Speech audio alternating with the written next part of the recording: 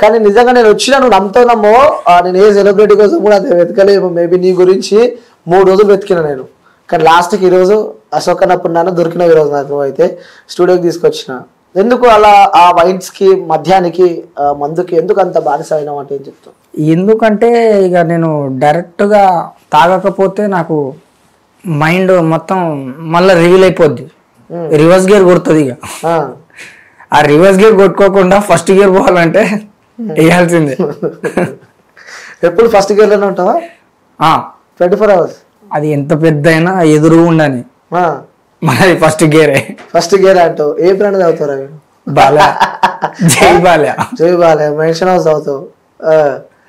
So ఆ తాగుతున్నప్పుడు కానీ ఎప్పుడైనా సరే అరే ఇంతకాలం నేను ఎందుకు తాగుతున్నా, నా లైఫ్ ఏంది, నా ఫ్యూచర్ తాగినాక ఇక అవన్నీ ఆలోచించాం, అవన్నీ ఏం ఆలోచించాం. ఇంకోటి ఏమైనా ఉందా అని చూస్తాం మనం. ఇంకా నెక్స్ట్ ఇంకేమో దొరుకుతుందా అని చెప్పి చూస్తావు. నిజంగా నువ్వు మాట్లాడుతుంటే నవ్వుతుంటే నిజంగా హీరోని చూసినట్టు అనిపిస్తుంది. కానీ ఆ నవ్వెనకాల ఎంతో బాధ ఉంది. కానీ చెప్పుకోలేదు.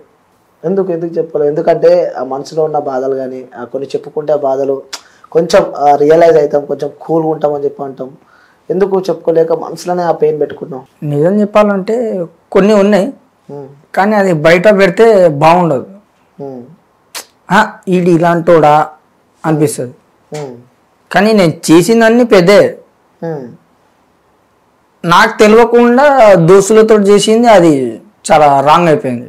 ఏం చేసినావు కొన్ని? ఎందుకంటే ఆల్రెడీ లైఫ్లో బాధపడుతున్నావు. అవును. ఇలా నీలా చాలా మంది ఈ సమాజంలో చాలా మంది విద్యార్థులు, స్టూడెంట్స్ కానీ చాలా మంది ఉన్నారు, యువత. సో వాళ్ళకు ఒక ఇన్స్పిరేషన్ కావచ్చు కదా, లైక్ అంటే ఇలా చేయకూడదు అన్నదానికి నువ్వు ఒక ఉదాహరణగా నీ లైఫ్లో జరిగిన సంఘటన చెప్తే కూడా చాలా మంది మారే అవకాశాలు ఉంటాయి. అట్లా మీ లైఫ్లో అదే మీ ఫ్రెండ్స్తో ఏదో జరిగిందన్నావు కాబట్టి ఒకసారి అది చెప్తే సో చాలా మంది కూడా అరే అలా చేయొద్దు, ఆ రాంగ్ వేలు వెళ్ళొద్దు అని చెప్పి కూడా ఉంటుంది కాబట్టి సో అందుకోసమే నేను అడుగుతున్నా. నేను ఇబ్బంది పెట్టాలని చెప్పి మాత్రం నా ఇంటెన్షన్ అయితే కాదు. ఒకసారి ఏం జరిగింది ఒకసారి చెప్పవా మాకు? అంటే చిన్నప్పుడు ఒకడు శాఖలు అని నా దోస్తు, ఆడ చిన్న పని చేసిండు, దానివల్ల నేను ఇన్వాల్వ్ అవ్వాల్సి వచ్చింది. ఓకే. సో దానివల్ల నేను రిమైండ్ అయ్యా. ఓ జైలు కూడా వెళ్ళారా? ఓకే. వెళ్తే అక్కడ పోగానే నాకు ఏం అర్థం కాలేదు. అందరూ కొత్త వాళ్ళు ఏదేదో అన్నారు, అర్థం కాలేదు. ఫస్ట్ రోజు ఏం అర్థం కాలేదు. సెకండ్ రోజు ఇక మొత్తం అంటే ఎక్కువ మంది ఉంటారు కదా, పెద్ద పెద్ద వాళ్ళు అది చేసి ఇది చేసి వస్తారు కదా. వచ్చినప్పుడు నేనేమో నా పర్సనాలిటీ ఇది, వాళ్ళు ఇట్లున్నారు ఒక్కొక్కళ్ళు హైటు గీటు మొత్తం. ఏంట్రా బాబు జూనియర్ ఆర్టిస్టులు అంతా ఈయనే ఉన్నారు అనుకున్నాను నేను. అయితే వీళ్ళు జూనియర్ ఆర్టిస్టులు కాదు, మెయిన్ విలన్లు అని చెప్పి చూసినట్టు కాదు, జైలు షాక్ అయినట్టు. చూడంగానే ఏంటి అనుకున్నా. అనగానే డైరెక్ట్గా మా ప్రిన్సిపల్ సార్ ఫోన్ చేశారు.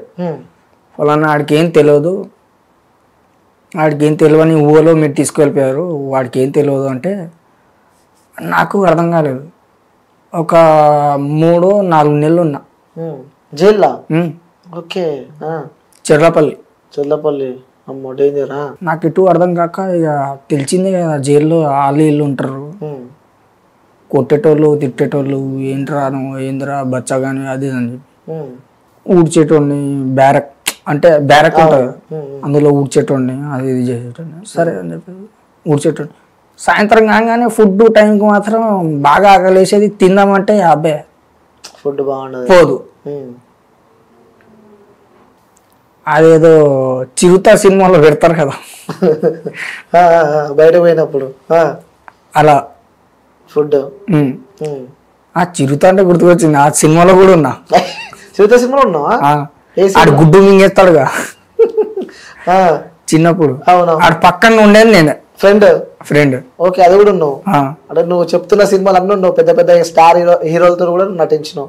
లైక్ జైల్ స్టోరీ కంటిన్యూ చేయా. ఆ ఫుడ్ నాకు నచ్చలేదు, తినకపోతుండే. అయితే మనకు బయటకించి పైసలు వేస్తారు కదా, వేస్తే పచ్చడి డబ్బా తీసుకుంటుండే. జైల్లో పచ్చళ్ళు ఫేమస్. ఏమో ఏం చెప్తాం, పచ్చడి డబ్బా తీసుకొని కొద్ది కొద్ది వేసుకొని తింటుండే. నాకు ఇక స్మోక్ గీప్ ఏమి అలవాట్లేదు. ఉంటే ఒకటే నవలాడమే, అది లేకుండా మనం ఉండాలి. సరే అని చెప్పేసి బియ్యం తీసుకుంటుండే, బియ్యం తీసుకొని దవడకి వేసుకుంటుండే. దాని బదులు ఇది అనుకొని నవ్వులుతూనే ఉన్నావు. ఎన్ని ఇయర్స్ అప్పుడు పోయినావు నువ్వు? నాకు 18 ఉంటుంది. 18 ఇయర్స్ అప్పుడే జైలు జీవితం కూడా చూసినావు.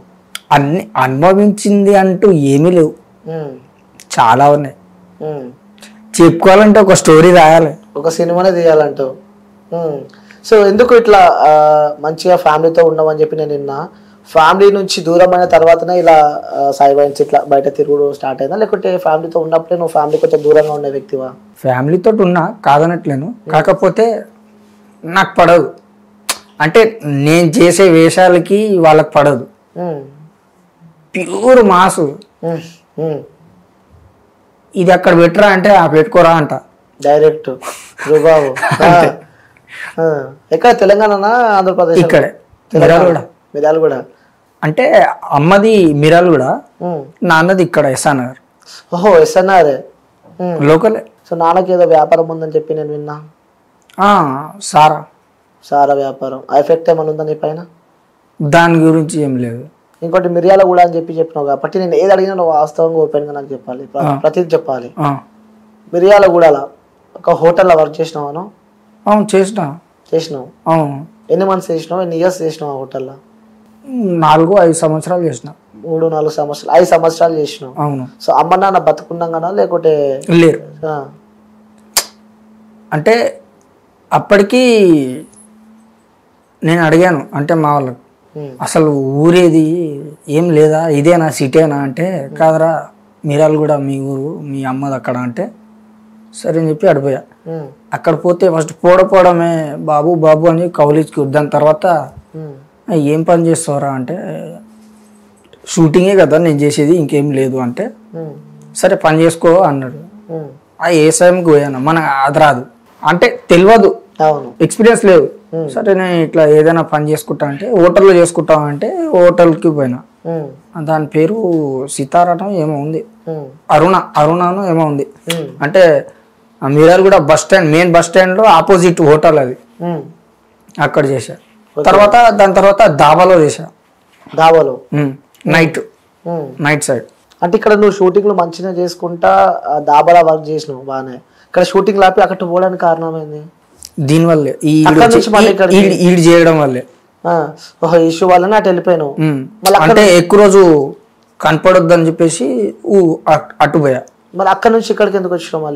మళ్ళీ వచ్చినాక ఇక్కడ ఇక నాకు ఎవరు గుర్తు లేదు, ఎవడు ఏంటి అనేది తెలియదు.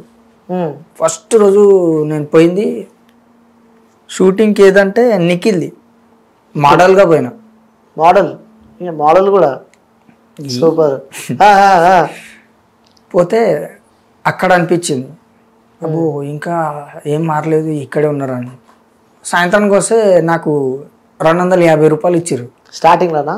అంటే పోయి వచ్చినాక. ఓహో, అక్కడికి వెళ్ళి మిర్యాలగూడకి వెళ్ళి ఆ హోటల్లో వర్క్ చేసి బంద్ చేసి ఇక్కడికి వచ్చిన తర్వాత ఫస్ట్ మోడల్లో పోయినావు అనమాట. 250 ఇచ్చారు.